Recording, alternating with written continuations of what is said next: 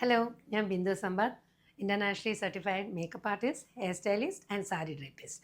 ഞാൻ ഇന്നിവിടെ പരിചയപ്പെടുത്താൻ പോകുന്നത് എന്താണെന്നറിയോ? നമ്മളൊക്കെ ഒത്തിരി പേര് പാർലറുകളിൽ പോയി ഗോൾഡ് ഫേഷ്യൽ ചെയ്യുന്നുണ്ട്. പുതിയ പുതിയ ടെക്നിക്കുകളുള്ള പല പല ഫേഷ്യൽസും നമ്മൾ പോയി ചെയ്യുന്നുണ്ട്.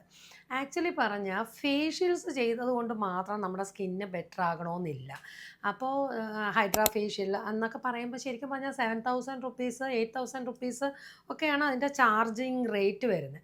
അത് ചെയ്തത് കൊണ്ട് നമ്മൾ സ്കിന്ന് ബെറ്റർ ആകുന്നു അല്ലെങ്കിൽ നിറം കിട്ടുന്നു എന്ന് വിചാരിക്കുന്ന വെറുതെയാണ്. ഇപ്പോൾ ഒരു കമ്മ്യൂണിറ്റിയെ ഞാൻ പറയുന്നതല്ല. ഇപ്പം നമ്മളൊരു വെസ്റ്റ് ഇൻഡീസ് അല്ലെങ്കിൽ സൗത്ത് ആഫ്രിക്കൻസ് അവരുടെയൊക്കെ ഫേസിൽ നമുക്ക് ഇത് ചെയ്ത് കൊടുക്കുമ്പോൾ നമുക്ക് കളർ കൊണ്ടുവരാൻ പറ്റുമോ? പറ്റില്ല. അപ്പോൾ ഈ സ്കിന്നിൻ്റെ കളർ എന്ന് പറയുന്നത് നമ്മുടെ അണ്ടർടോൺസ് ആണ്. അതായത് നമ്മൾ ജന്മനാ തന്നെ നമ്മുടെ അച്ഛൻ്റെയും അമ്മയുടെയും കുടുംബം വഴിയോ അല്ലെങ്കിൽ അച്ഛൻ്റെയും അമ്മയുടെയും തന്നെ സ്കിൻ ടോണാണ് നമ്മളിലേക്ക് വരുന്നത്. അപ്പോൾ ചിലരുടേത് വോം ആയിരിക്കും. വോം മീൻസ് കുറച്ച് ഡാർക്ക് ഷെയ്ഡ് ആയിരിക്കും.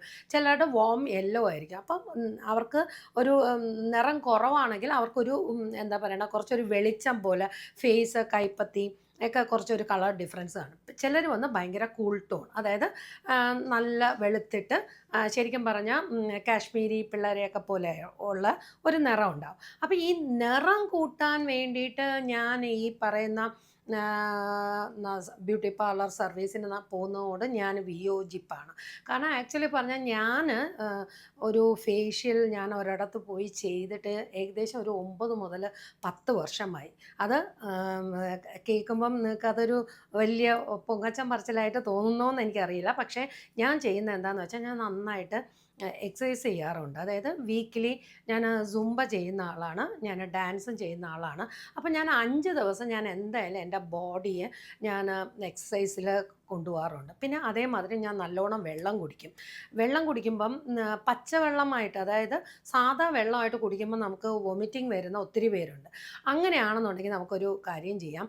ഒരു ദിവസം ഒരു ഏലക്ക തോട് പൊളിച്ചിട്ട് അതിട്ട് തിളപ്പിച്ചിട്ട് ആ വെള്ളം ചെറിയ ചൂടിൽ ഒന്നീ ഫ്ലാസ്കിൽ വയ്ക്കുക, അല്ലെങ്കിൽ സാധാ പോലെ വെച്ചിട്ട് ചെറിയ ചൂടുവെള്ളം അങ്ങനെ കുടിക്കാം. ജീരകം ഇട്ടിട്ട് കുടിക്കാം. അങ്ങനെ വെള്ളം എന്ന് പറയുന്ന ഒരു കാര്യം ഞാൻ കണ്ടിന്യൂസ് 1 അവറിലൊരിക്കൽ ഒരു ഗ്ലാസ് വീതം കുടിക്കാറുണ്ട്.